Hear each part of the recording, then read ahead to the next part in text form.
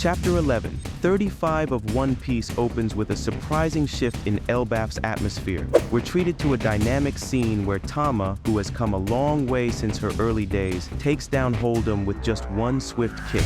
Many fans had speculated that Tama would play a pivotal role in this chapter, possibly facing off against Hold'em, but I don't think anyone expected her to handle him so easily. Tama, who has spent time learning the art of defense and growth since Wano, is finally stepping up and showing that she's no longer the vulnerable child we once knew. Some may feel this moment diminishes Hold'em, but I find this development satisfying. It's not about her overpowering Hold'em per se, it's more about the growth of a character who has long been underestimated, proving herself in a way that is both symbolic and impactful. However, this shift in dynamics and the swift resolution of this battle underlines something more important about Tama's progression. It's not about defeating the strongest opponent, it's about demonstrating self-reliance and growth. The implications here extend beyond just this battle. In the grand scheme of things, it's reflective of how far we've come with these characters, with Tama being a standout example of one who has truly found a way to defend herself. Now, before we move on from Tama, there's also speculation floating around that Hold'em could be swayed into joining the Straw Hat ranks. With the possibility of him consuming a Kibidongo, we could see him changing sides, much like Speed did after her time with Tama. While the idea of Stockholm Syndrome through Kibidongos seems a bit far-fetched, the suggestion raises questions about the potential for redemption or reintegration. It's important to note, though, that Hold'em has a much darker history. He's not just an antagonist by accident, he's the man who burned down villages, including that of Kenyon's wife. While Speed was more of a blank slate, Hold'em's actions make him a much more complicated character. Thus, there's a part of me that leans more towards seeing him locked up for his crimes, as Udon Prison could be the perfect setting for this.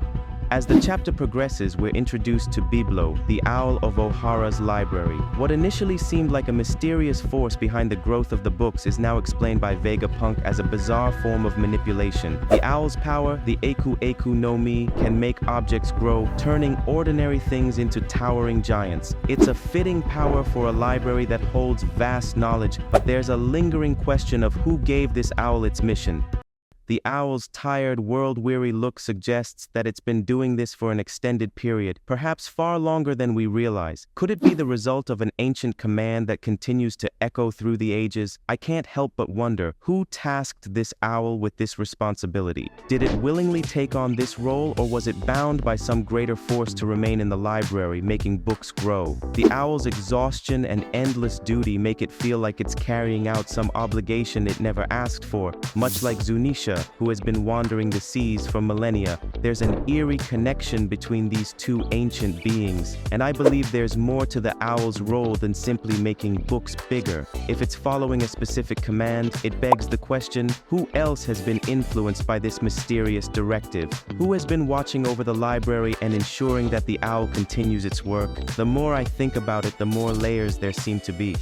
One of the most intriguing elements of this chapter is the introduction of the bandage-wrapped woman, an enigmatic figure with powers that we have yet to fully understand. She's a member of the Holy Knights, a new faction that is beginning to play a key role in the story. This woman's abilities, however, are particularly fascinating. She seemingly uses her bandages to restrain and incapacitate a giant with terrifying ease. She attacks with precision, and when we see her in action, it's clear that she's not just some random warrior. She's someone with a specific and potent skill set. Many fans, including myself, have speculated that the Holy Knights could have mythical transformations based on historical creatures, and this character's ability to manipulate bandages has me wondering, could she be based on a mummy or some other ancient figure known for wrapping bodies?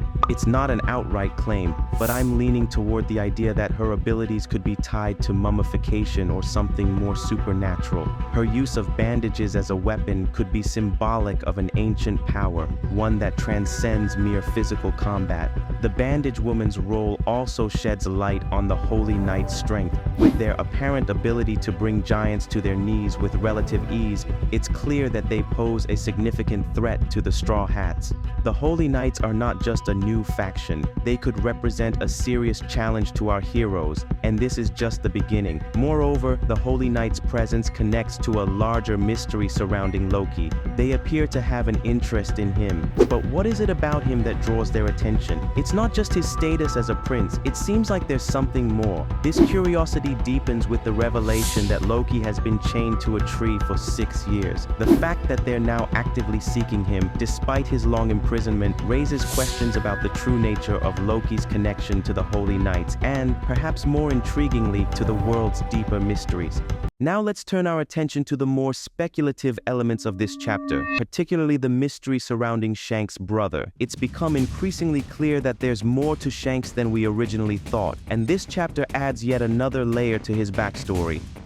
As we discover more about Loki, there's a hint that he might be related to Shanks in some way.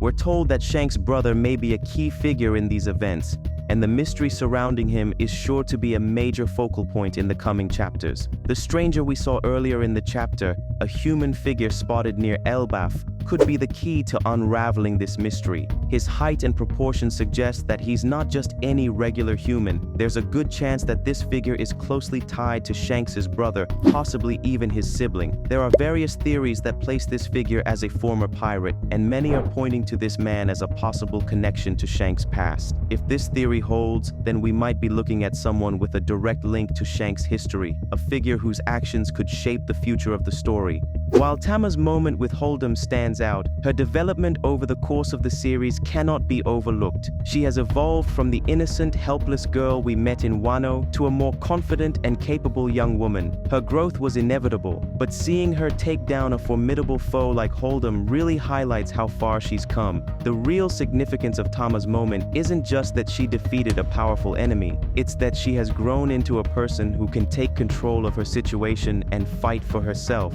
This is a major turning point for her character, as she's no longer the damsel in distress. Additionally, Tama's role in the larger narrative is also crucial. In a world dominated by powerful fighters and ambitious goals, Tama represents hope and resilience. Her journey mirrors the struggle of many who rise above their circumstances. This development also speaks volumes about the power of inner strength and determination, qualities Tama now exemplifies, allowing her to stand tall among the giants and warriors of Elbaf. Throughout this chapter, one theme stands out: the shifting power dynamics in Elbaf.